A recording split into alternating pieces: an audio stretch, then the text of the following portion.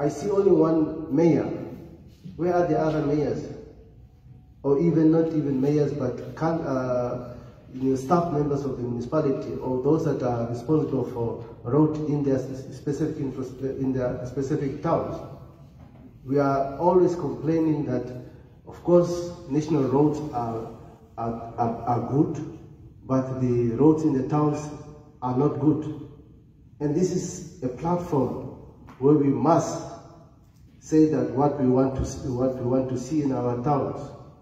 So I think, although we have planned for this meeting, a very important meeting, but I want to urge that after today, the road authority also arrange an engagement with communities. Go to the communities and sit down and plan, because we cannot leave them out. Go to, I know of Oshambingwe community who are always complaining about the road between Karibeb and Oshambingwe itself.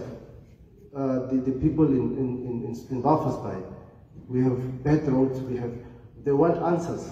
We need really to take such topics very important, because these topics are about life and bread and life of our people. So I just want to share that disappointment.